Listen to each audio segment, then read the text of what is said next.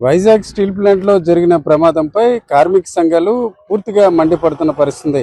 గత కొన్ని సంవత్సరాలుగా కూడా ముడి సరుకు మాత్రమే కాకుండా నిర్వహణపరమైన అంశాలపై ప్రభుత్వం యాజమాన్యం చర్యలు చేపట్టాలని డిమాండ్ చేసిన పరిస్థితి.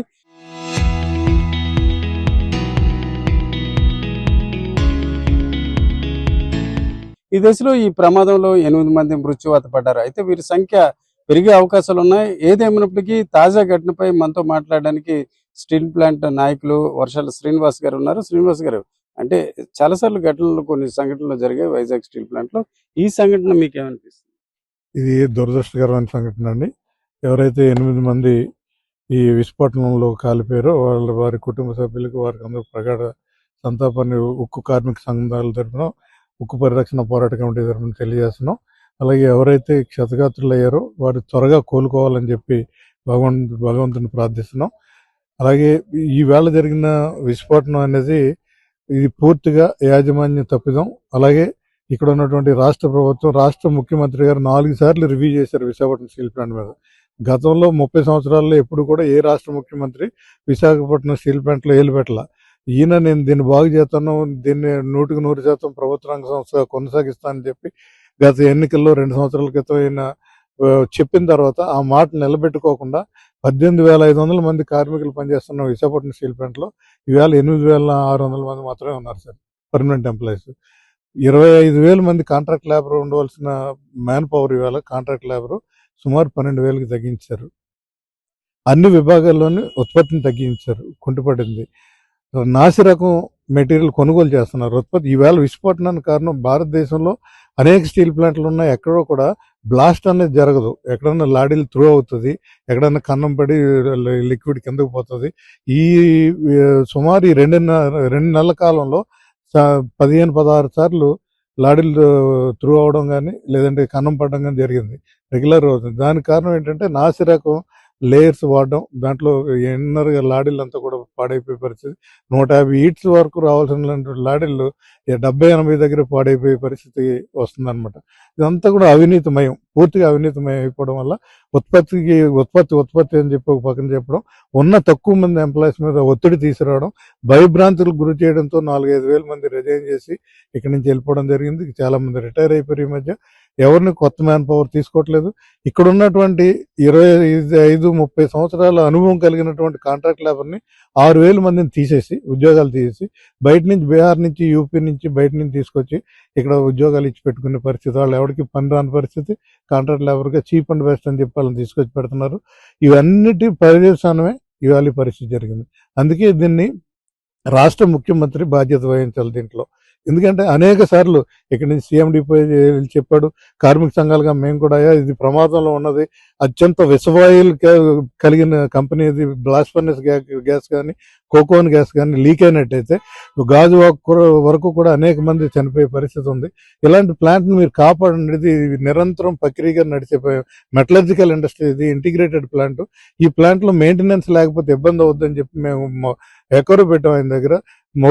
మొత్తుకున్నా సరే ఈ రోజు వరకు 4.5 సంవత్సరాల నుంచి మెయింటెనెన్స్ లేకుండా చేశారు.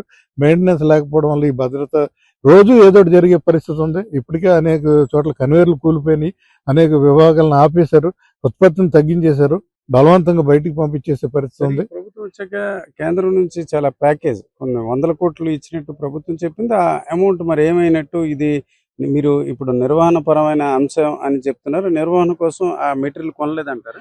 కేవలం ఇక్కడ ఉన్నటువంటి కాంట్రాక్టర్ లబ్ధి కోసం, బ్యాంకుల్ని పరిపుష్టి చేయడం కోసం, ఏవైతే అప్పులు ఉన్నాయో అవి తీర్చడం కోసం 11,440 కోట్లు తీసుకొచ్చి బ్యాంకులకు అప్పులు కట్టారు సార్. ఒక్క రూపాయి కూడా విశాఖపట్నం స్టీల్ ప్లాంట్ ఉన్నతికి కానీ, మెయింటెనెన్స్ కానీ, ఇక్కడ ఉన్న ఎంప్లాయీస్ కానీ సుమారు 7-8 నెలలు జీతాలు ఇంకా ఇప్పటి వరకు కూడా బకాయి పడ్డారు. అవి కూడా ఇవ్వాలి. 100 కోట్ల రూపాయల జీతాలు ఇవాళ కూడా జీతాలు ఇవ్వకుండా చేసే పరిస్థితి. ఉత్పత్తికి అనుగుణంగా భారతదేశంలో ఎక్కడ కూడా ఈ ప్రక్రియ లేదు. ఒక విశాఖపట్నం ఒంటెత్తు పోకడకపోతూ ఉత్పత్తికి అనుగుణంగా మీకు శాలరీస్ ఇస్తామని చెప్పే పరిస్థితి ఇక్కడ ఉంది. అంటే దుర్మార్గమైన అంశాలు ఇక్కడ తీసుకొచ్చి ఇది కేవలం ఆదానికో, అంబానికో, ఎవరికో కట్టబెట్టాలి, ముట్ట చెప్పాలంటే డైరెక్ట్గా నడుస్తున్న ప్లాంట్ని ఇమీడియట్గా ఇవ్వడం సహజపడదు. కాబట్టి దీన్ని కుంటుపరిచి పాడు చేసి ఇలా ఏదైనా ఫ్యాటల్ యాక్సిడెంట్ జరిగి భయభ్రాంతులకు గురి చేస్తే ఈ కంపెనీ మూతపడిపోద్ది. దీనికి కారణం ఇక్కడ ఉన్నటువంటి వ్యవస్థ అని చెప్పే ప్రయత్నం ప్రక్రియకి వీళ్ళ శ్రీకారం చుట్టారు. ఇది కార్మికులు గమనిస్తున్నారు, ఈ ప్రాంత ప్రజానికం గమనిస్తున్నారు. పోరాటాలు, త్యాగాలు, బలిదానాల ద్వారా వచ్చింది ఈ పరిశ్రమ. నేను కాపాడుతానని చెప్పి రాష్ట్ర ముఖ్యమంత్రి ఎన్నికల ముందు హామీ ఇచ్చి ఈ రకంగా దీన్ని దుర్భరమైన స్థితికి తీసుకెళ్లడం అన్నది దుర్మార్గమైన చర్య సార్. ఓకే సార్, ఇప్పుడు తాజాగా ఈ సంఘటన నేపథ్యంలో వారి కుటుంబ సభ్యులకు ఏంటి ప్రభుత్వం నుంచి ఏం చేయాలని ఆశిస్తున్నారు?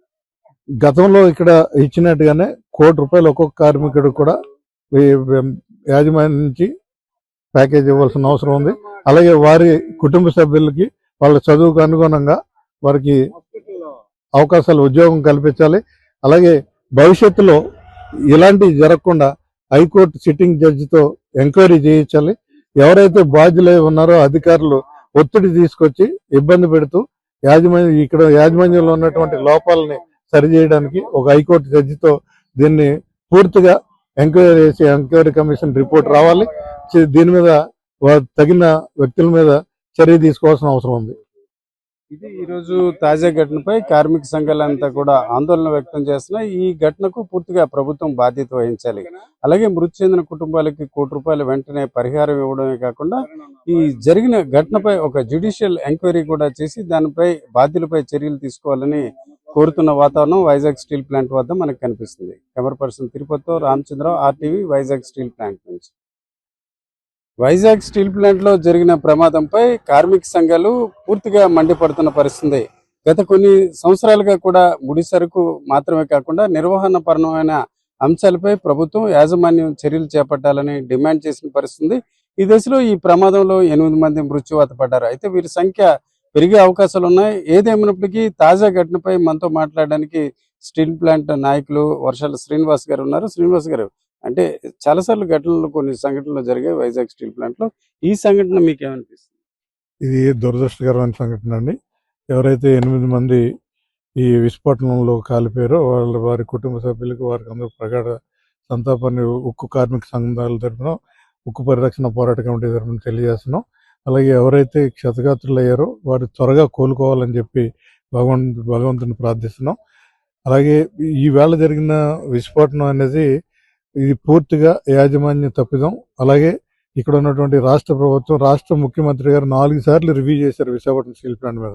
గతంలో 30 సంవత్సరాల్లో ఎప్పుడు కూడా ఏ రాష్ట్ర ముఖ్యమంత్రి విశాఖపట్నం స్టీల్ ప్లాంట్లో ఏలు పెట్టాల. నేను దీన్ని బాగు చేస్తాను, దీన్ని 100% ప్రభుత్వ రంగ సంస్థ కొనసాగిస్తానని చెప్పి గత ఎన్నికల్లో 2 సంవత్సరాల క్రితం ఆయన చెప్పిన తర్వాత ఆ మాట నిలబెట్టుకోకుండా 18,500 మంది కార్మికులు పనిచేస్తున్న విశాఖపట్నం స్టీల్ ప్లాంట్లో ఈవేళ 8,600 మంది మాత్రమే ఉన్నారు సార్ పర్మనెంట్ ఎంప్లాయీస్.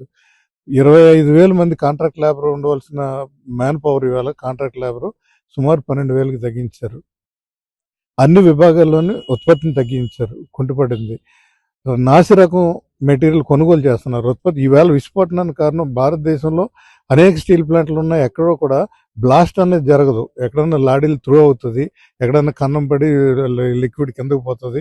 ఈ సుమారు ఈ 2 నెలల కాలంలో 15-16 సార్లు లాడీలు త్రూ అవడం కానీ లేదంటే కన్నం పడడం కానీ జరిగింది, రెగ్యులర్ అవుతుంది. దానికి కారణం ఏంటంటే నాసి రకం లేయర్స్ వాడడం, దాంట్లో ఇన్నర్ లాడీలు అంతా కూడా పాడైపోయే పరిస్థితి. 150 ఈట్స్ వరకు రావాల్సిన లాడీలు 70-80 దగ్గర పాడైపోయే పరిస్థితి వస్తుందన్నమాట. ఇదంతా కూడా అవినీతిమయం, పూర్తిగా అవినీతిమయం అయిపోవడం వల్ల ఉత్పత్తి అని చెప్పి ఒక పక్కన చెప్పడం, ఉన్న తక్కువ మంది ఎంప్లాయీస్ మీద ఒత్తిడి తీసుకురావడం, భయభ్రాంతులకు గురి చేయడంతో 4-5 వేల మంది రిజైన్ చేసి ఇక్కడి నుంచి వెళ్ళిపోవడం జరిగింది. చాలా మంది రిటైర్ అయిపోయారు. ఈ మధ్య ఎవరిని కొత్త మ్యాన్ పవర్ తీసుకోవట్లేదు. ఇక్కడ ఉన్నటువంటి 25-30 సంవత్సరాల అనుభవం కలిగినటువంటి కాంట్రాక్ట్ లేబర్ని 6,000 మందిని తీసేసి, ఉద్యోగాలు తీసేసి, బయట నుంచి బీహార్ నుంచి, యూపీ నుంచి, బయట నుంచి తీసుకొచ్చి ఇక్కడ ఉద్యోగాలు ఇచ్చి పెట్టుకునే పరిస్థితి. వాళ్ళు ఎవరికి పని రాని పరిస్థితి. కాంట్రాక్ట్ లేబర్గా చీప్ అండ్ బెస్ట్ అని చెప్పి వాళ్ళని తీసుకొచ్చి పెడుతున్నారు. ఇవన్నిటి పర్యవసానమే ఇవాళ పరిస్థితి జరిగింది. అందుకే దీన్ని రాష్ట్ర ముఖ్యమంత్రి బాధ్యత వహించాలి దీంట్లో.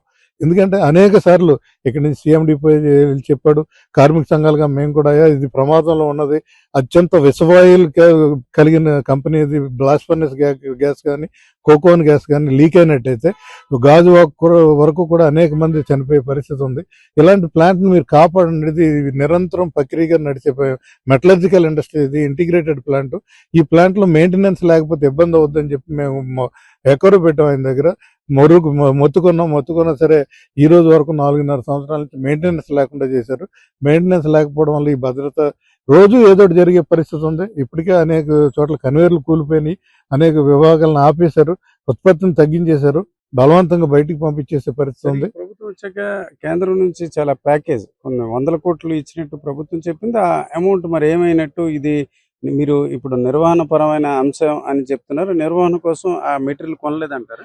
కేవలం ఇక్కడ ఉన్నటువంటి కాంట్రాక్టర్ల లబ్ధి కోసం, బ్యాంకుల్ని పరిపుష్టి చేయడం కోసం, ఏ అయితే అప్పులు ఉన్నాయో అవి తీర్చడం కోసం 11,440 కోట్లు తీసుకొచ్చి బ్యాంకులకు అప్పులు కట్టారు సార్.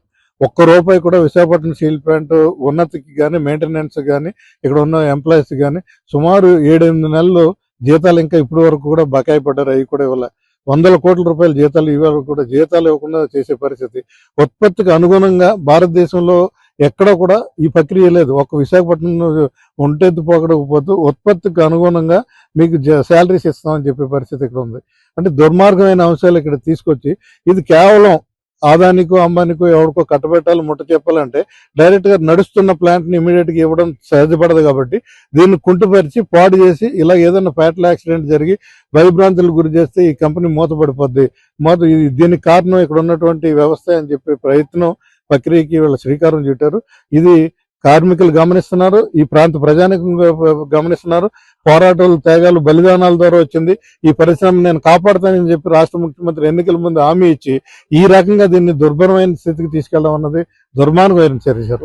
సార్, ఇప్పుడు తాజాగా ఈ సంఘటన నేపథ్యంలో వారి కుటుంబ సభ్యులకు ఏంటి ప్రభుత్వం నుంచి ఏం చేయాలని ఆశిస్తున్నారు? గతంలో ఇక్కడ ఇచ్చినట్టుగానే ₹1 కోటి ఒక్కొక్క కార్మికుడు కూడా యాజమాన్యం నుంచి ప్యాకేజ్ ఇవ్వాల్సిన అవసరం ఉంది. అలాగే వారి కుటుంబ సభ్యులకి వాళ్ళ చదువుకు అనుగుణంగా వారికి అవకాశాలు, ఉద్యోగం కల్పించాలి. అలాగే భవిష్యత్తులో ఇలాంటివి జరగకుండా హైకోర్టు సిట్టింగ్ జడ్జితో ఎంక్వైరీ చేయించాలి. ఎవరైతే బాధ్యులై ఉన్నారో అధికారులు ఒత్తిడి తీసుకొచ్చి ఇబ్బంది పెడుతూ యాజమాన్యంలో ఉన్నటువంటి లోపాలని సరిచేయడానికి ఒక హైకోర్టు జడ్జితో దీన్ని పూర్తిగా ఎంక్వైరీ చేసి ఎంక్వైరీ కమిషన్ రిపోర్ట్ రావాలి. దీని మీద తగిన వ్యక్తుల మీద చర్య తీసుకోవాల్సిన అవసరం ఉంది. ఇది ఈరోజు తాజా ఘటనపై కార్మిక సంఘాలంతా కూడా ఆందోళన వ్యక్తం చేస్తున్నా. ఈ ఘటనకు పూర్తిగా ప్రభుత్వం బాధ్యత వహించాలి. అలాగే మృతి చెందిన కుటుంబాలకి ₹1 కోటి వెంటనే పరిహారం ఇవ్వడమే కాకుండా ఈ జరిగిన ఘటనపై ఒక జ్యుడిషియల్ ఎంక్వైరీ కూడా చేసి దానిపై బాధ్యులపై చర్యలు తీసుకోవాలని కోరుతున్న వాతావరణం వైజాగ్ స్టీల్ ప్లాంట్ వద్ద మనకు కనిపిస్తుంది. కెమెరా పర్సన్ తిరుపతితో Ramachandra Rao, RTV, Vizag steel plant నుంచి.